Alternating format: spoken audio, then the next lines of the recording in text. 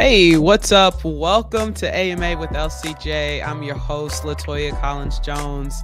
I am super excited that you are joining me today. So I'm saying hey to everybody that's watching on YouTube, everyone that is watching on LinkedIn. I see you. Thank you so much for joining me and watching. First of all, thank you so much, Thomas, for saying hey. I'm excited about today's topic. We're going to be talking about empathy and whether empathy is a luxury or a necessity. Now, here's the deal. You know how I roll when we talk about these topics. My hope is to challenge you. My hope is to create conversation really around what it is to be a transformational leader, a leader in today's workforce. If you're not a leader, you're still more than welcome to join. The opportunity for you is going to be to listen, to learn, to ask questions as well. But I'm excited about today. So let's go ahead and let's hop on in to today's topic. All right. So we're going to be talking about empathy in leadership, whether it is a luxury or a necessity. Now, I will tell you, in researching for this particular topic this week, I came across an array of things really around empathy. Believe it or not, there were some articles that said, why empathy is bad for leadership.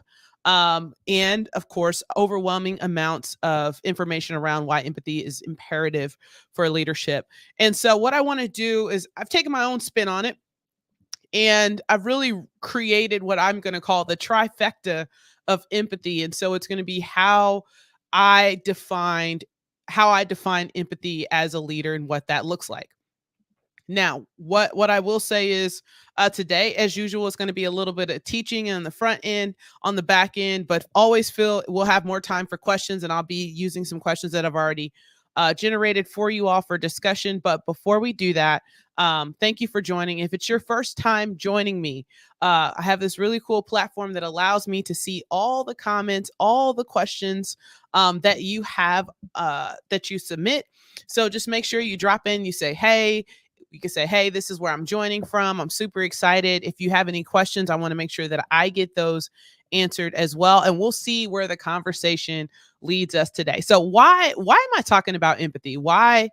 Well, I'll tell you part of the reason why I'm talking about empathy is because, tomorrow's Valentine's Day.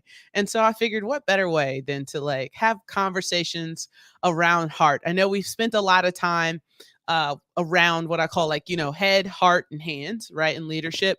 And so I figured, we're gonna spend some time on the heart side this week, and we're gonna talk about empathy.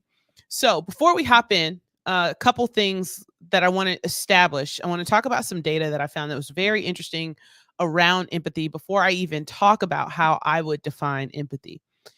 Okay, so very first one, Ernst & Young. They did a this is US based if you're watching international, did a consulting study. Very, very, very interesting. So there's a couple things. Number one, and this is from last year, employees overwhelmingly expect empathy in the workforce, right? Now, the key to this is though, but many say it feels disingenuous. Okay, I'm going to touch on that a little bit later. You're going to want to stay tuned because I want to touch on this piece. So what they're saying is a large portion of people are saying overwhelmingly expect empathy in the workplace, but most feel that it's not real. They don't trust it. Okay. Another point of data, it says the majority, 86% of employees believe empathetic leadership boosts morale, while 87% of employees say empathy is essential to also fostering an inclusive culture. Okay. We're just cracking down some data real quick before we get into this, because I want us to have a solid foundation as we are talking about empathy. So this is a study from Ernst & Young Consulting from 2021. And it says that they find workers feel the mutual empathy between companies and leaders and employees leads to increased efficiency, creativity, job satisfaction, idea sharing, innovation, and even company revenue. So if you're trying to figure out as an organization, as a business leader, why it makes sense, it just makes good business sense that your leaders have an empathy muscle. Okay. Also, 52% of employees currently believe their employers or their company's efforts to be empathetic towards their employees are dishonest. 52%. That's up from 46% in 2021, and employees increasingly report a lack of follow through when it comes to company promises. So now here's what's crazy. So we've gone through this evolution of leadership, if you will. We'll say post COVID era, right? Post pandemic era. And so for whatever reasons, companies believe that they are being more empathetic, and yet employees are still not trusting it. Why is that? What does that look like? I have some ideas, but I'm not gonna share them just yet because I want to make sure that we're all on the same page. Okay, so we know that employees believe and expect and want empathy, right? Companies leading with empathy. We've discussed and we've now broken down that most people believe their company is making efforts to be empathetic, but do not trust it. And they're also saying, hey, not only do we not trust it, but the company is lacking follow through in the things that they're saying they're going to do towards empathy. And I think you see this a lot in the whole, I'd say, return to office scenario. And I have some thoughts about that, especially from an empathetic standpoint. But this is really kind of what we're looking at. Empathetic leaders, they help really improve the bottom line, right, of your organization. So if you've got a pen and paper, I'm going to talk about three things. I want to define, this is LCJ's version of how I would define leadership. And then we're going to start to talk through really what that looks like day to day. Okay. So how I would define empathy. Okay.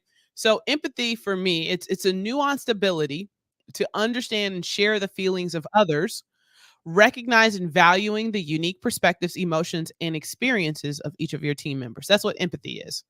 Okay. Empathy is the nuanced ability to understand and share the feelings of others, recognizing and valuing the unique perspectives, emotions, and experiences of your team or of each other in this situation. And so as I define this, I thought to myself, okay, what would I say are the three big things that I think are most important as it pertains to leadership and empathy? Okay. Well, I came up with three because I think three is always easier. Three is always easier to remember. Okay. And so the first one, if you got pen and paper, the first one's going to be compassion. Okay. Compassion is the first thing that leads towards towards empathy, right? So really what this does is compassion really goes around understanding and recognizing like the emotional state of others, right? Understanding and caring for their well-being, making sure that you're taking action to support and help them as a leader. So that's what compassion is, right? It goes beyond just like understanding, but it's an active piece of the puzzle for leadership. Now, what does this look like? I'll give you a great example. I've had a team member. I remember talking to this team member, and I think it was like maybe like a Friday late morning. Okay. So late morning.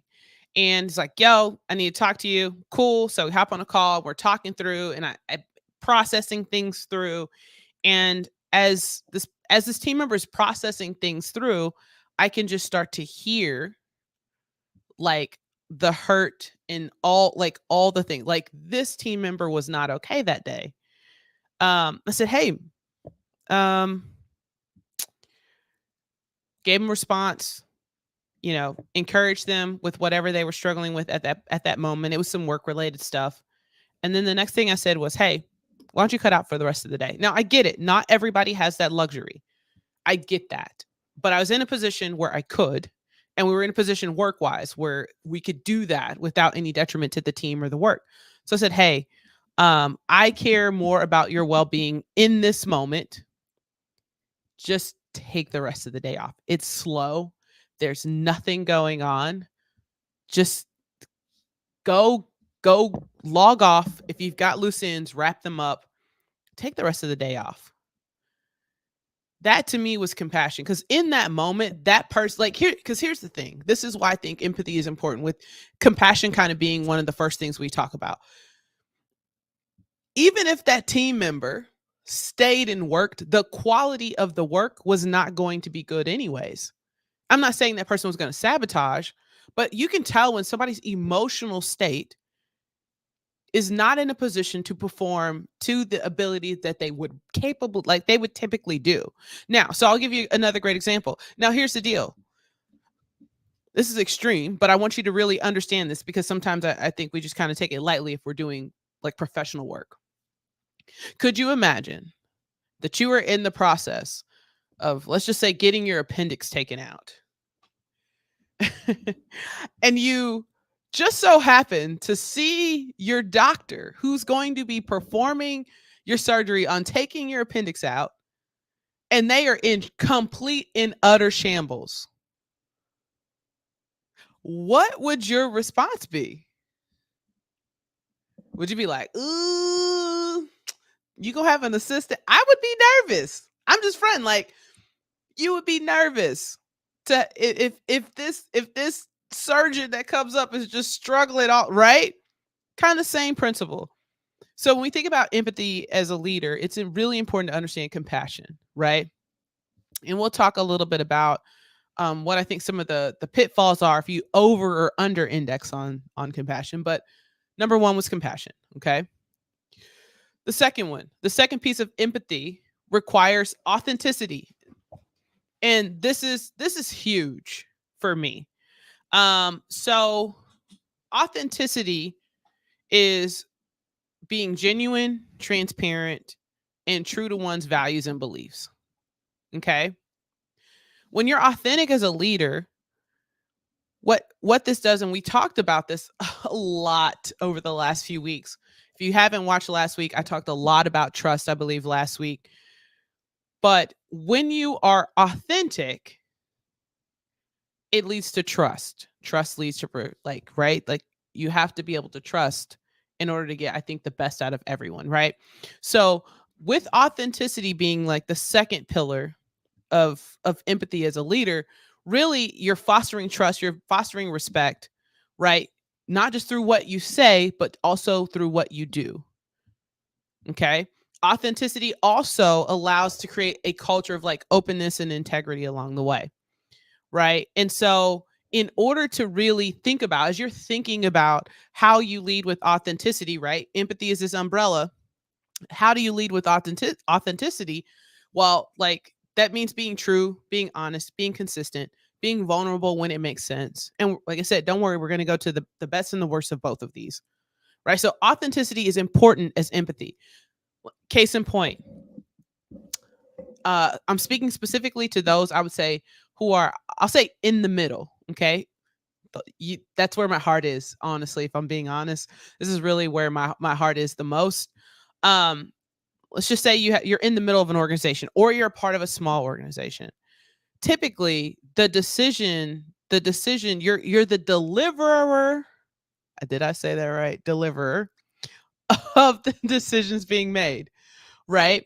So typically you're going in and you are sharing a decision that maybe you may or may not have had a part in, and or may or may not even agree with. This is where authenticity comes in. And authenticity doesn't mean going in and be like, I'm telling y'all to do this, but I don't even believe that blah, blah, blah, blah, blah. I'm not even saying go in and do that. Being authentic as a leader may come in and being empathetic and say, hey, team, this is what this is what we have to do. I recognize that this may not be easy, that we may have to shift some things, but this is what we're tasked to do. And so we've got to figure out how to do this with excellence, right? You can still deliver it as is, right? But see, what happens sometimes in this is leaders will come in and say, hey guys, I know it's really tough. But we're gonna do it. Like, right. And then, like, kind of glossing over the fact that, hey, maybe this decision sucked. Right. And I think that the big key piece of the authenticity piece around empathy is, if I had to share a decision or share what's the word I'm looking for? I kind of had to roll down some news, right? That may or may not be favorable towards my team. We've established a culture of authenticity that's healthy, that they feel open sharing their concerns, right? And so, one of the things that leaders often mistake is empathy doesn't necessarily have to equal agreement. There are times where, as a leader, you may have to share a decision that you actually agree with. Your team may not be happy about it. Doesn't necessarily, I can still be empathetic towards their position and what they're feeling and still not be in agreement. Okay?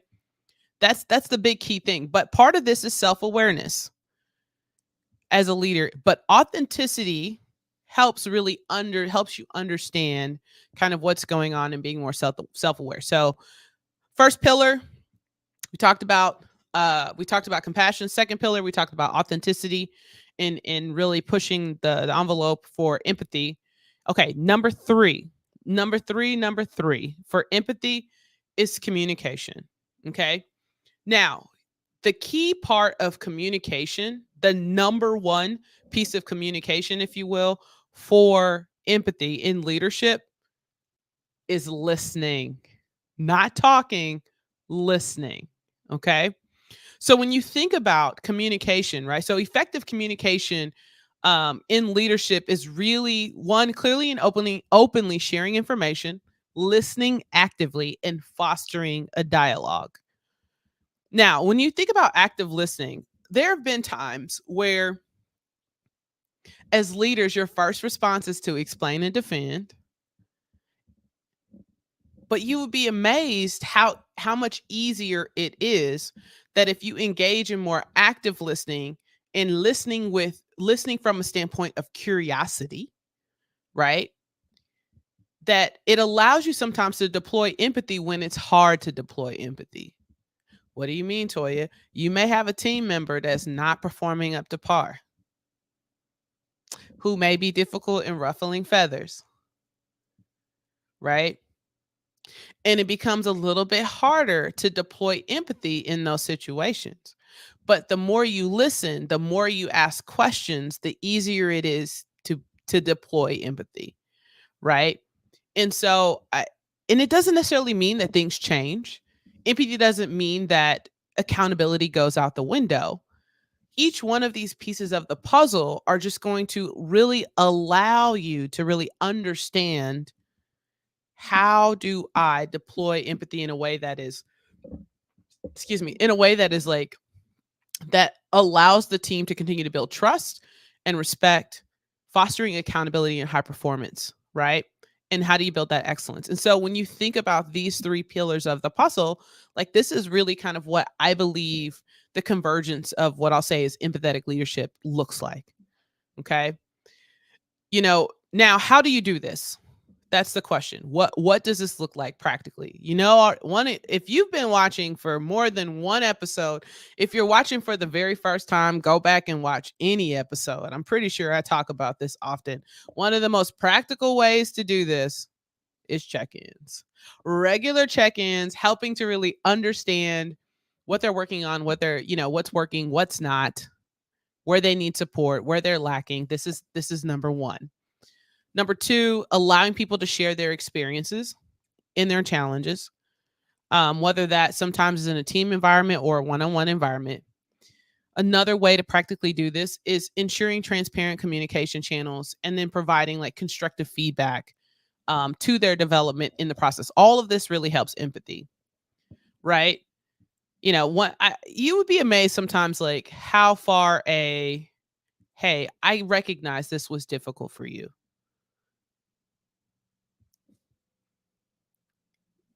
I recognize, like, allowing people to share their perspective, whether it's not for you to agree or not to disagree, right? Someone's lived experience is not, it's not up for grabs for you to agree or to disagree as a leader or as a person. Their experience is their experience. Your job as a leader is to listen and understand for opportunities to show compassion, be authentic, and then communicate what's next or expectations. That's what empathy looks like, right? And so I'll give you all a great example of I'll tell you one of my pet peeves right now with empathy. And this is particularly, if you work for a big company, sorry, not sorry, if you're watching this. We're gonna use return to office, return to site. A lot of these big tech companies are doing this. Now, here's the funny thing. I'm actually an advocate for returning to the site. I enjoy working with people. I think what happens is organizations are communicating out. We want you to come back. We understand, we empathize with you. We understand this could be hard. And the employees are not believing a word. Why is that? Well, because typically the people who have the most shuffling to do with a return to office engagement probably have the most to lose sometimes. What do you mean, Toya? Well, there's childcare costs. For me, if I was still in corporate, well, my kid, they're one's older, the other one's in school. He goes to therapy all day. So like, but let's just say theoretically, I didn't have childcare.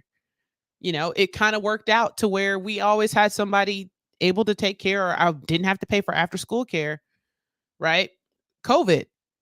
So typically, a lot of the people who make decisions and pushing for a return to office are further up, sometimes in age. I'm saying it, and this is not ageist, it just is.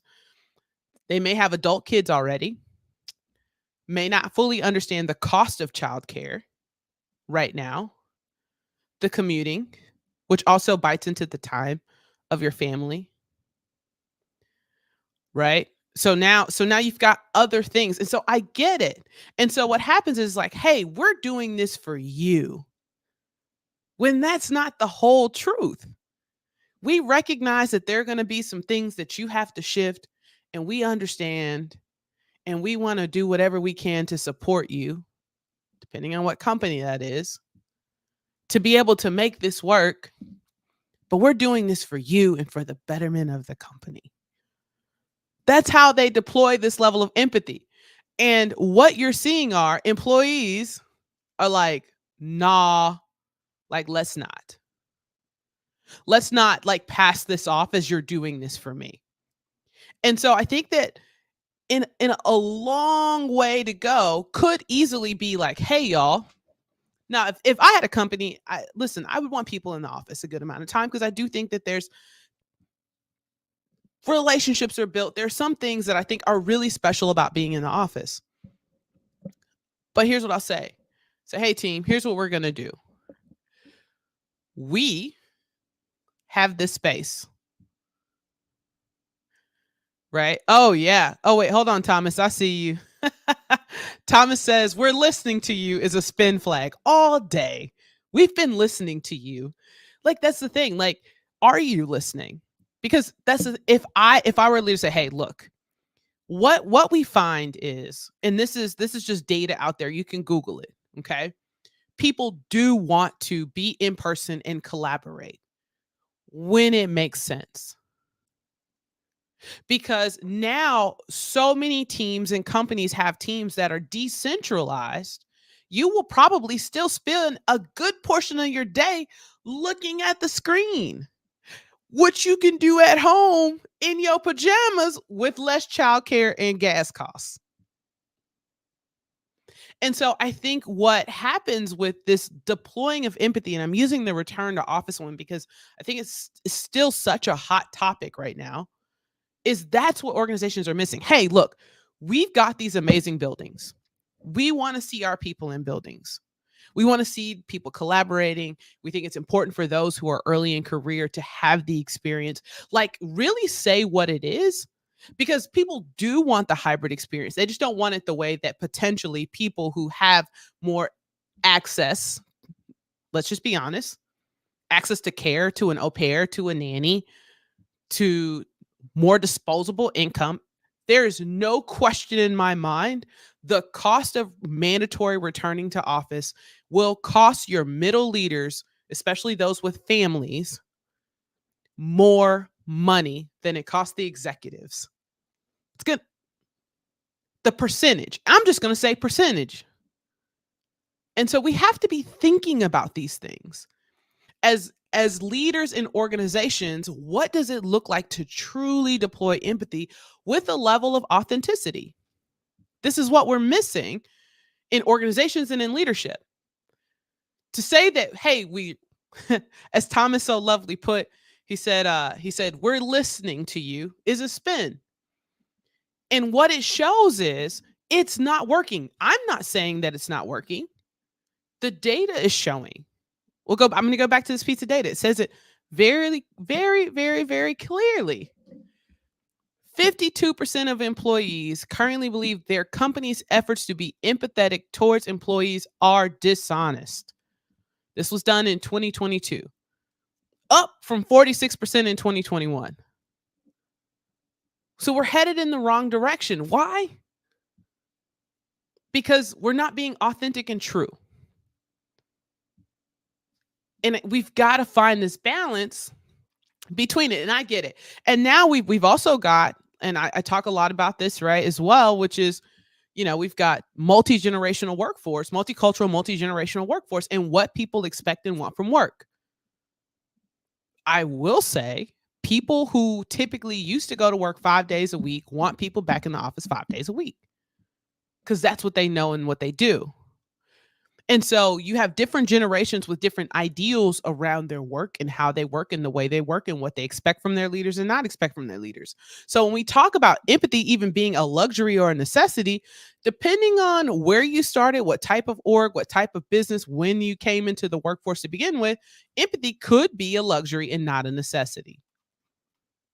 But I will tell you, as we move forward and we have more and more Gen Z entering the workforce, it will be a necessity and not a luxury.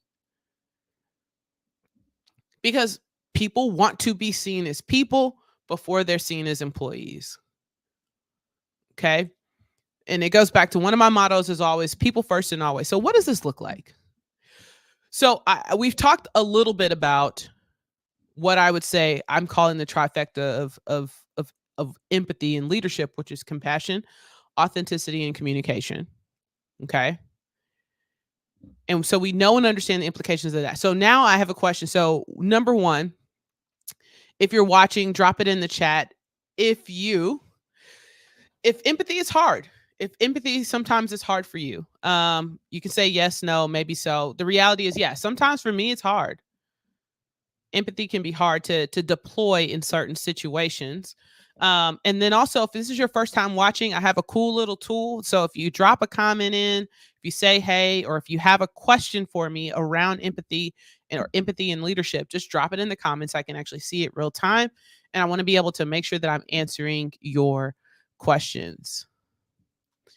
Okay, Jessica says, yes, I struggle with empathy, but only when I think I'm being played. Ooh, that's tough. But only when I think I'm being played. So here's the question. So I'm going to post this back. Yep, you actually followed it up. She said, sometimes it's hard to tell the difference. This is why in empathy, communication is key. There have been times, so many times, right? Like you come in, you had a team member do something like, I explicitly said, blah, blah, blah, blah, blah, right? And you're ready. You're ready to go, ready to roll. Give your answer. And so then what happens? You start asking questions first and you realize it wasn't what you thought it was. And so you're able to click on that empathy a little bit easier. That's why communication is so key. Zach says, wording things in a way to express I am trying to be empathetic is my struggle. I often come across as too matter of fact. So it is very nuanced, Zach. That's a very real struggle, right? So when you think about, when you're trying to figure it out, and Zach, I'll put this out here too. One of the things that I see the most, people who struggle the most, were people who excelled in the role before they became a leader. So if you know, I've seen it in sales, like I've seen it across all the places. When you have somebody who's exceptional, you see this in sports even. When you have people who are exceptionally good at what they did and then they became a leader, it is even harder to deploy empathy because for you, it was easy. Right. And so, Zach, when you're talking about, hey, like, how do you word, trying to find ways to word things so that it doesn't come across matter of fact, one of my biggest little tips or tools is I ask questions. So, say for instance, if you have somebody who's struggling or they're coming and you're trying to figure it out, maybe set a rule for yourself to ask 3 questions before you even respond. And so then this kind of helps frame where they're at. The other magic question, Zach, that I love to ask people is maybe they've said or shared whatever it is, right? And you're trying to understand. Sometimes I'll be like, hey, how can I support you? How can I support you? Sometimes they'll say, I don't know. Other times they'll kind of lead you down the path. And you may be able to say, actually, okay, I can't do this, but here's what I can do. So it takes the guesswork out. So I would say, Zach, for you, like those would be 2 little tips or tools that put in your tool belt when you're maybe struggling and kind of hitting that matter of fact piece of the puzzle. Is as they're going in and they're sharing, ask maybe 2 or 3 more questions just to kind of get further into what's actually going on to the root of the issue because that helps a lot, right? And then the second piece of that puzzle would be asking, how can I support you? How can I support you? What does that look like? You would be amazed what problems sometimes even solve themselves in the process. And there are sometimes just people need to vent. And it's tough because it is so nuanced and trying to figure that out, right? Okay, so I as promised, we're gonna talk about a couple of pitfalls that I think leaders run into when trying to deploy um empathy. Oh, awesome. Zach says, he says, thanks could also mitigate knee jerk reactions. 100%. 100%. Ask questions. That's like, boom. Try to shoot for 3. That'll hopefully get you to root cause and then be able to really help. So, what are some common pitfalls that I see? Well, first of all, I want to give you the pitfalls of my 3. And then I'm actually going to add um, kind of some other ones that I really think about. And also just make sure if you have questions, don't be afraid to drop them in or chime in because we'll be having those conversations. So, number 1, imbalance and compassion. So, we're going back to my 3 pillars of the trifecta of empathy. So, number 1, we talk about compassion. What does imbalance and compassion look like? If you have excessive compassion, right? Which is compassion without boundaries, right? Now, typically, what does this look like? This particular leader is usually overly compassionate without setting boundaries, and you may find it difficult to make tough decisions or hold your team members accountable, right? And this can lead to lack of discipline, decreased productivity. It can lead to potential resentment among team members who feel like standards are inconsistently applied. You want to burn out your top players, have too much compassion for lackluster performance amongst your team. That's a sure shot way for your top talent to say, it's been real. Just being honest, keeping 100. Okay. Now, what happens if you have, so now we talked about too much compassion. Let's talk about not enough compassion. So now what happens is if you don't have enough compassion, right? This may come across as cold, unapproachable, and uncaring. What's the result of that? Leads to lack of trust, decreasing the morale, and lead to toxic workplace environment where employees feel undervalued and disposable. Oh, toxic positivity. Okay, I got that question. Don't worry, that's coming. I'm going to answer that. I want to answer that for you because I have thoughts about that. Lots of thoughts about toxic positivity. um, and so now let's go in. Now let's talk about authenticity, right? Overemphasis on authenticity and then lack of authenticity. Okay. And so whoever put that post in about toxic positivity, give me like a second because I really want to answer that as a common pitfall. But I want to get through these three pillars of what good looks like for these other three pillars. Okay. So authenticity, overemphasis on authenticity. While being genuine is real, overemphasis on authenticity without considering the impact of your words or actions can lead to insensitivity or just sharing way too much personal information. I don't know about y'all if you've ever been in a meeting like, oh my God, that was a TMI, right? And so what you don't want to do is leaning so much into authenticity that you start to undermine your professionalism and lose respect for your team. So you've got to find, once again, it's a dance, it's a balance, okay? Lack of authenticity, and this is kind of going into even a little bit of the question that came up around toxic positivity, was lack of authenticity. What can happen is you see a leader that lacks, that may appear fake, manipulative, or deceitful to your team. Absolutely erodes your trust. It makes it difficult for teams to feel safe and secure expressing their own concerns, and then leading you typically to disengagement or not, like, hey, I want to be out, right? So it becomes a retention issue. Okay. Imbalance in communication. What does this look like? So if you have too much, you over communicate. One, you basically are drowning your team with too much information, especially if it's not relevant and it's not timely.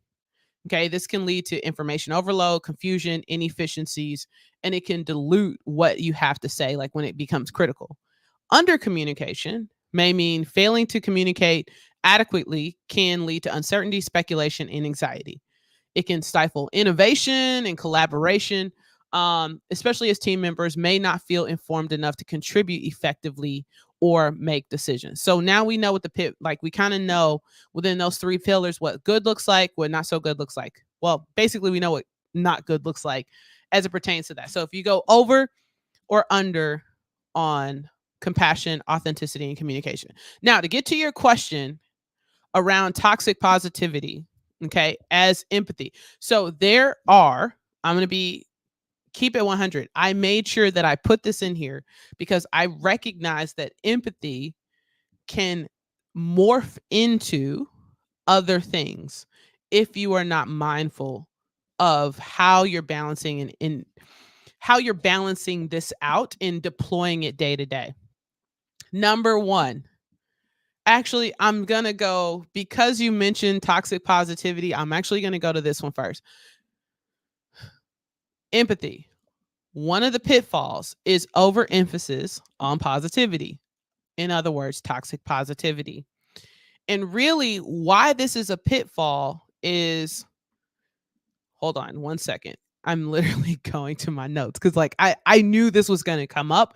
And I will tell you, toxic positivity is a massive pet peeve for me.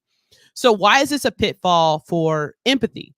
Typically, what happens is it's when a leader is trying to deploy empathy. And so they're trying to maintain a positive environment and protect the team's morale with excessive focus. Excessive is the word, excessive focus on positive aspects of every situation, even when they're faced with like serious issues or shortcomings. So that's really what that toxic positivity is about. And what happens is this particular approach, often stemming from like well-intentioned place of empathy. So oftentimes when you're dealing with somebody who maybe kind of over indexes on the positivity side, while it's well-intentioned, it can lead to minimizing concerns, glossing over problems, and failing to address critical feedback and reality. There is nothing more frustrating than somebody unwilling to acknowledge what it is. Now, here's the thing.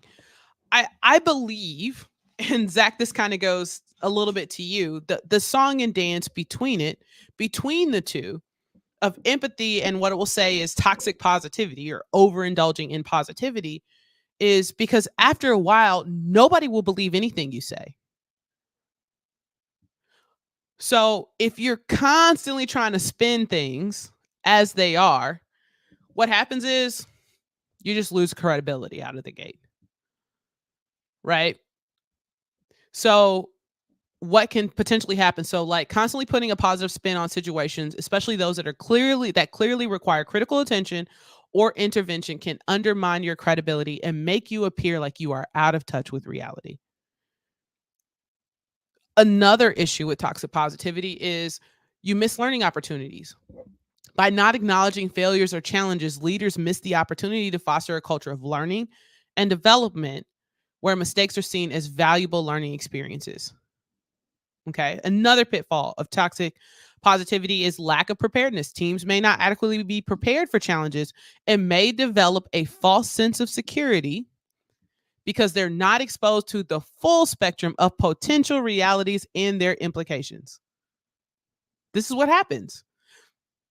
Emotional disconnect.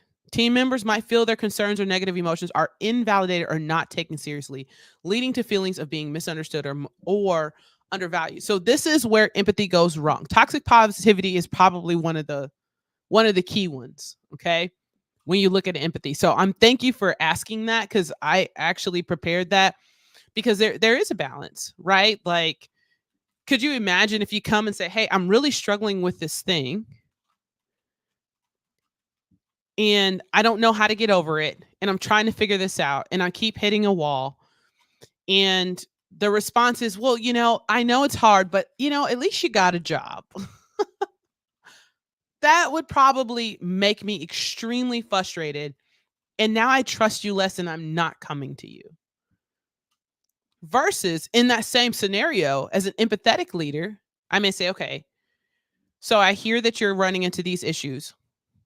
What I hear you saying is that you're running into this, and this issue.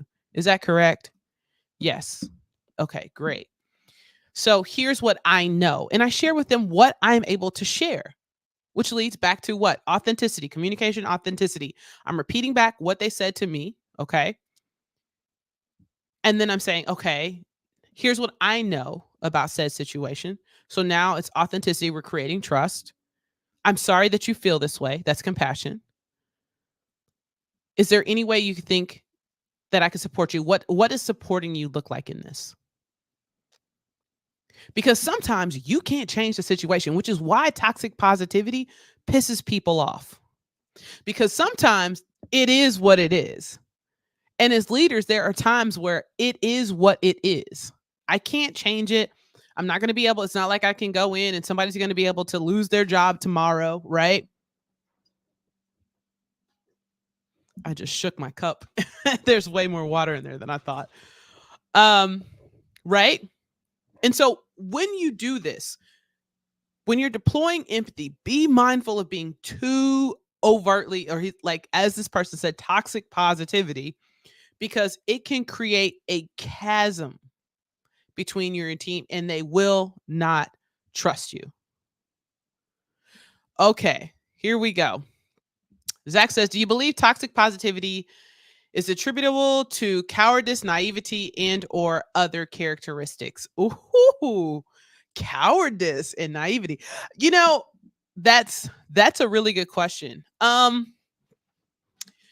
So when I think about what characteristics um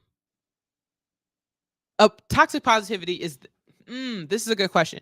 So I believe most of the time it is people are well intentioned when I see this occurring, especially in the workplace, right? Like it is everything's great, right?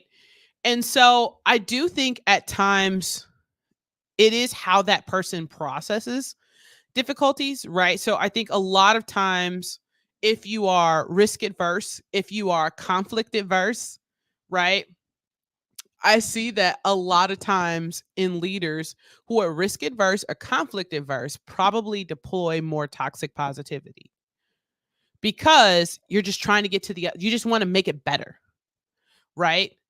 That's where that comes from. I don't like conflict. I don't like being uncomfortable. I don't want to take any risk by doing something wrong or saying something wrong. So I'm just going to be overly positive. So more than anything of cowardice and naivety, I think sometimes it also comes from lack of confidence, right? You're lacking confidence as a leader.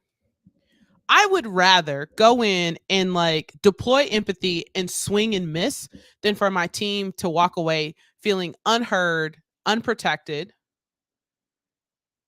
and defeated. Right? I can control what I can control, and how I respond is how I can control that. So, Zach, I think that's a really good question, because if I were to look at it from a holistic standpoint, I think some of it just comes from lack of self-confidence. I do think some of it comes from lack of awareness. And like I said, this topic, I could probably just do an entire session just on toxic positivity, because like my ears, I wish you could see my ears are getting red, because like this particular topic is something that frustrates me the most. I think a lot of times when people are adverse to talking about empathy in leadership, what they are talking about is toxic positivity. They're not talking about empathy, because empathy doesn't mean that I don't hold you accountable. Empathy means that I'm going to listen to you. I'm going to understand what's actually happening. I may not be able to deploy sympathy because I can't put myself in your shoes sometimes in those situations, right? I'm not going to live from my own experiences and my own hurt. But what I am going to do is figure out as a leader where my role is in this. That's what empathy is. It's not giving you everything you want. Sometimes you just can't. Like that's the other part of being a leader. Sometimes being a leader means it is what it is, and I've got to figure out how to make sure that my team is engaged, that they find meaning and purpose in their work, right? That they're understanding what they need to do, and that we're deploying and doing this with a spirit of excellence. And so in my empathy sometimes means for me, I'm be like, yo, sorry. I understand that you've worked on this for quite some time. I apologize if you feel like you've wasted your time. Not my intention. I understand, because sometimes you end up having to like relay some really crappy stuff, especially when you're stuck in the middle. This is why my heart goes to middle management so much. You are the deployer of the crap sometimes, which means that your empathy muscle has to be better than everybody else's. I guarantee you, if you're just joining me and you go back and watch that return to office scenario, like that all of these companies are going through, I guarantee you those conversations, who's having those day-to-day conversations? Not the executives who made the decision.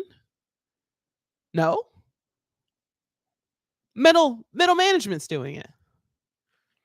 And are you equipping your leaders to really understand how to deliver that message in a way that still allows people to feel like not just an employee number, but like people who show up with passion and purpose to help fulfill the vision and the passion and purpose of your organization? Do you deliver the message like that? My guess is most companies did not. And that is why people do not trust empathy from their organizations. Okay. Whew. Got myself hot and bothered there for a second. Like I'm passionate about this because that's what happens.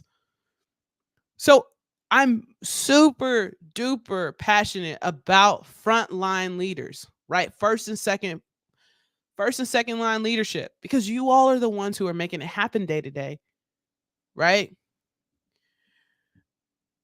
All right. So Thomas says empathy is one of the core ingredients of trust, but if you don't have trust, then you don't have true empathy. One of the key building blocks to trust is integrity. Yes, sir, it is.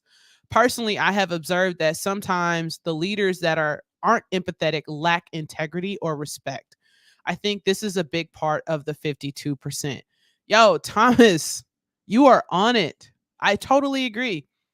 It is trust and integrity. Will you do what you said you were going to do? right? That's what the data says. The data says we don't trust, most people don't trust their company's empathetic efforts, and they don't trust that companies will do what they said that they were going to do. And here's the big key piece of this. Here's a magic key if you're a leader in watching. The magic key for empathy is always making sure you understand and can effectively communicate the why. Some of this is the why is missing. And so therefore, integrity is lacking. It's like, hey, we said we were going to do this. We were wrong. Here's what happened. Here's how we think we're going to fix this situation. We recognize blah, blah, blah.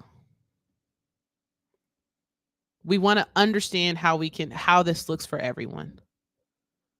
But we don't. That's not how it usually gets communicated. At best, it's an email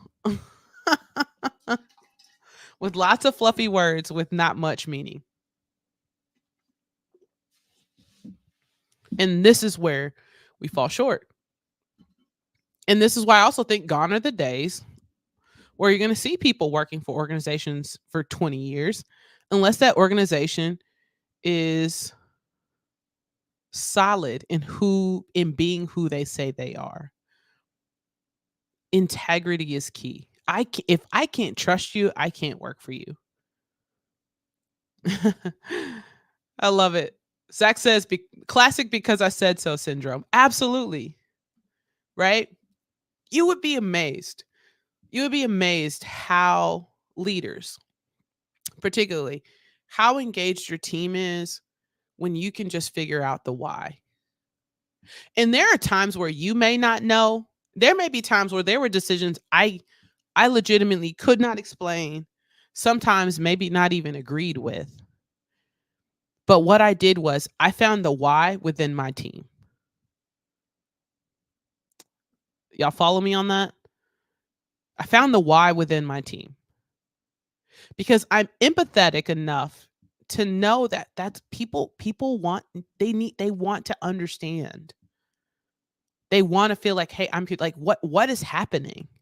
And so what I would do is like, hey, this is what we're doing. This is the decision that was made. So we've got to figure out how we deploy this with excellence.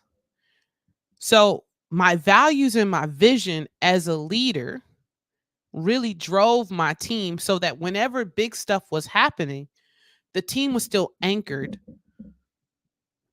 They were anchored and didn't have to worry about that. Because they were anchored in one of our key values as a team was integrity, was trust, was operating with the spirit of excellence, not perfection.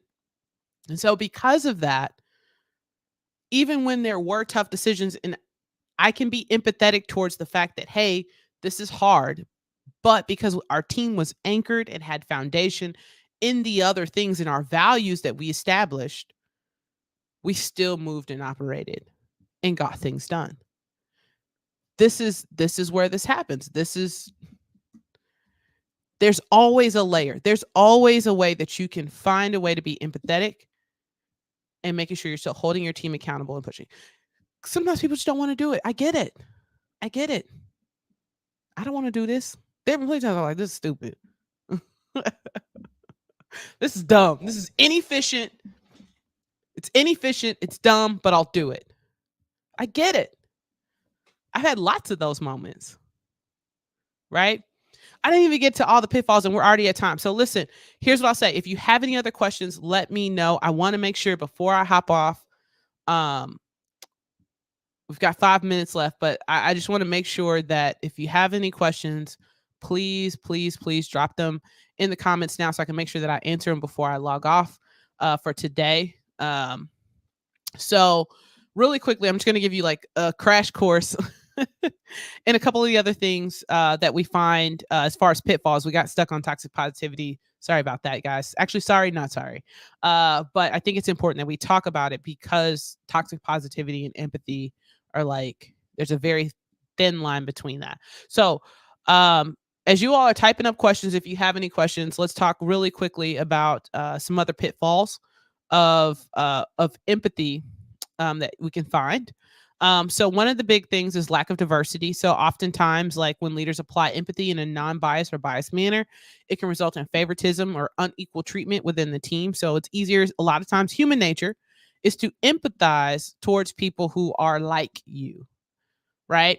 So this can come across as not like, you typically will migrate, but like, oh, this person, we went to the same school, or we started in the same org, or, you have like similarities. And so because of that, you can tend to favor towards that person. So that's one of the things, you become more empathetic. I call it's like the mini me complex, right? Like, and so being careful to mitigate that and making sure that you're understanding, that you're listening for others. Another pitfall for empathy is it's an inability to make tough decisions, right? So you may avoid making difficult decisions that can negatively impact individuals for fear of causing harm or discomfort. Um, Delaying necessary changes, avoiding performance conversations, failing to address unproductive behaviors. These are necessary. I cannot stress enough. Empathy deployed in this way is toxic. You've got to make the tough decisions. You've got to have the hard conversations. That's not empathy. I actually think it's unkind. It is unkind not to have honest conversations with the people you are leading out of fear of causing harm or discomfort. So you are choosing your own comfort over theirs. And as a result, it will mess up the team dynamics in the process. Trust me in this. Okay. And the last thing, I talked about it for a second, the mini me complex, right? Seeing others as yourself. So projecting your own feelings, experiences, or reactions onto others can lead to misunderstandings and misjudgment. This particular pitfall comes when leaders assume like what motivates them or how they feel is the same for team members. And this is what I see the most with high performers. High performers struggle with this one, right? Like, got to get out of the mini me complex. I see them I don't know. Like, you got to find a way. This is what I would have done in this situation. So making sure that you seeing others as yourself is another empathy pitfall. So making sure that how you solution for them is based on what would work best for them, not always what has worked best for you. Okay. All right. So look, we're about at time. So I just want to share once again.